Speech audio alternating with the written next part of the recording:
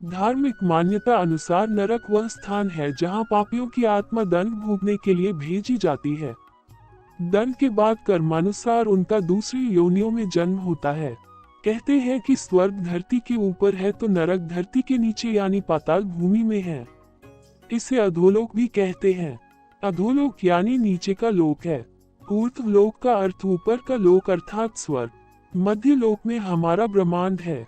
सामान्यतः 1 ऊर्ध्व गति, 2 स्थिर गति और 3 अधोगति होती है, जो कि अगति और गति के अंतर्गत आती है। कुछ लोग स्वर्ग या नरक की बातों को कल्पना मानते हैं तो कुछ लोग सत्य। जो सत्य मानते हैं उनके अनुसार मति से ही गति तय होती है कि आप अधोलोक में गिरेंगे या कि ऊर्ध्व लोक में।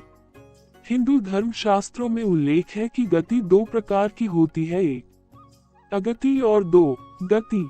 अगति के 4 प्रकार है, 1 क्षणोदर, 2 भूमोदर, 3 अगति और 4 दुर्गति। और गति में जीव को 4 में से किसी एक लोक में जाना पड़ता है।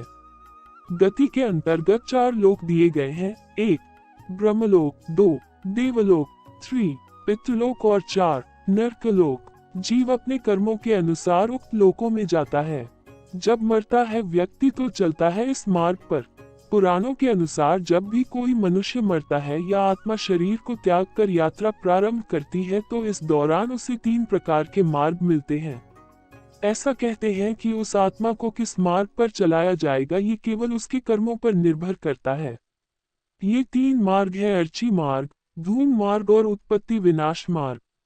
अर्ची मार्ग ब्रह्मलोक और देवलोक की यात्रा के लिए होता है, वहीं धूम मार्ग पितृलोक की यात्रा पर ले जाता है और उत्पत्ति विनाश मार्ग नरक की यात्रा के लिए है। अब सवाल यह उठता है कि कौन जाता है उत्पत्ति विनाश मार्ग नरक की यात्रा के लिए है। वेब दुनिया अपडेट वर्जन @C। कौन जाता है नरक?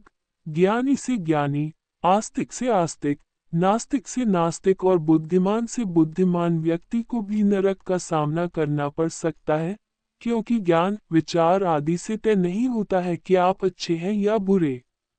आपकी अच्छाई आपके नैतिक बल में छिपी होती है।